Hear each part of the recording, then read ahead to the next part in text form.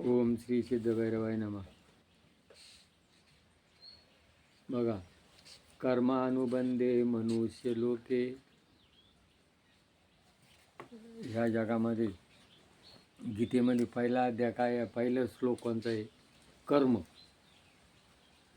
मग कर्म कसं आहे? जसं असेल कर्म आणि तसं त्याचं फळ मिळतं. तुका म्हणे लेखा न चुके ब्रह्मदिका. कर्माचं फळ जे आहे ना, हे कोणाला चुकत नाही आणि चुकणारही नाही. म्हणून कर्म कसं करायचं हे आपण ठरवायचं. मग ज्या वेळेला धृतराष्ट्र, माझे कौरव पंडूचे पांडव,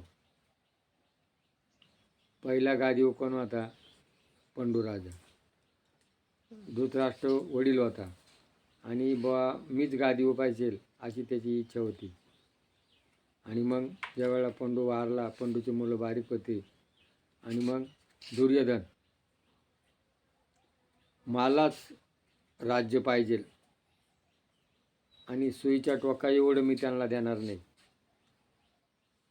आणि त्यांना खूप मारण्याचा प्रयत्न केला. त्यांच्या पाठीमागं भगवंत होता. भगवंताने त्यांना तारलं, रक्षकात घातलं. दुर्योधनाच्या डोक्यात सतत पांडवांचा मृत्यू. आपण ज्या वेळेला दुसऱ्याचं वाईट करतो त्यावेळेला आपलं वाईट होतं हे आपल्याला कळत नाही. आणि मग धृतराष्ट्र ज्या वेळेला सगळे कौरव मेले, कौरवांचा निपात झाला, खाली फक्त एक कौरव शिल्लक राहिला होता आणि तो पांडवांच्या बाजूने होता. आणि मग धर्म युधिष्ठिराची खूप सेवा करत होता. मग धृतराष्ट्र एक दिवस युधिष्ठिराला काय म्हणतो? धर्म माझी लई सेवा करतो. हा म्हण, धर्म तुझी लई सेवा करतो, पण तुझ्या डोक्यात सतत त्यांना मारण्याचा विचार होता, तसं त्यांच्या डोक्यात नाही. म्हणजे तुझं कर्म कसं होतं? वाईट, आणि त्यांचं कर्म कसं होतं? चांगलं. म्हणून यदा यदा य धर्मस्य ग्लानिर्भवति भारत.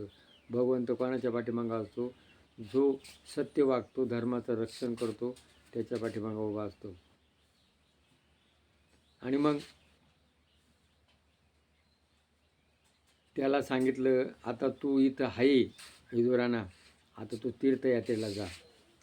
तुझे दिवस थोडे राहिले, तुला आता यम धरून नेईल, आणि तीर्थयात्रेला गेल्यानंतर तुझं पाप कमी होईल. म्हणून मी कसं जाऊ?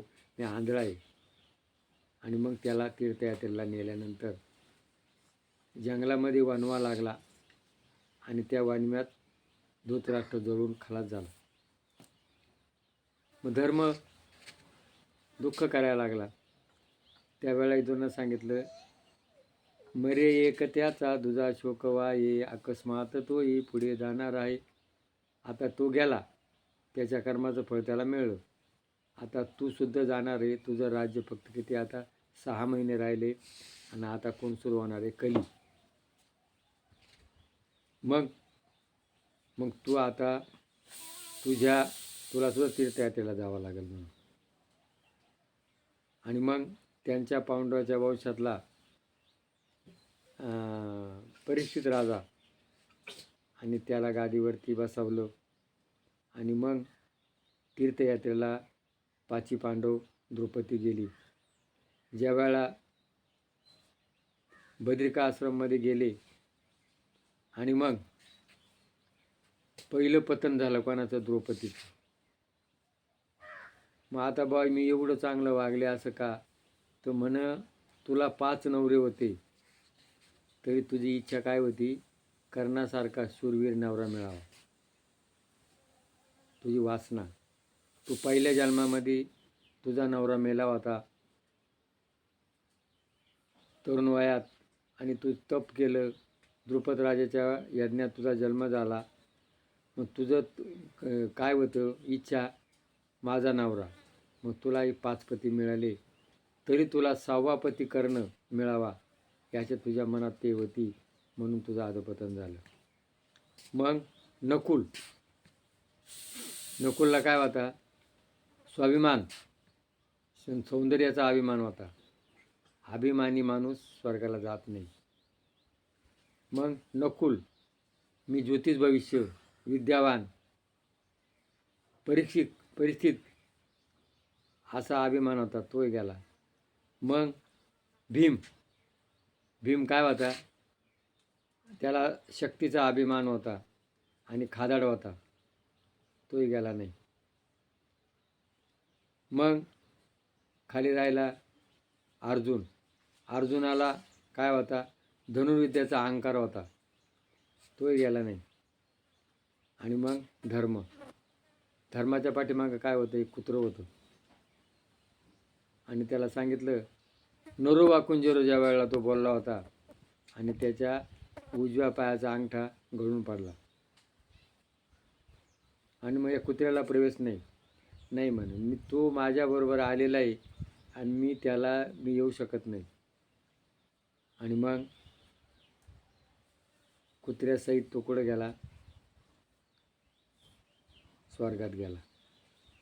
मग कुत्रं हे कोणाचं प्रतीक आहे? हे खंडेरावापाशी काय आहे? कुत्रं. दत्तापाशी काय आहे? कुत्रं हे एक प्रतीक आहे. आणि म्हणून जसं या पांडवांना आपले जे दुर्गुण आहे, ते दुर्गुण आपलं कर्म चांगलं असावी. चांगलं कर्म केलं चांगलं फळ मिळतं, वाईट कर्म केलं वाईट फळ मिळतं. म्हणून कर्मानुबंधे मनुष्य लोके. आपण कसं कर्म करायचं हे आपल्या हातात आहे. पण काही कर्म आपल्या मनाप्रमाणे होतात, काही कर्म आपल्या मनात नसताना होतात, काही संगतीनं होतात. असे कर्माचे अनेक प्रकारे. म्हणून कर्मानुबंधे मनुष्य लोके.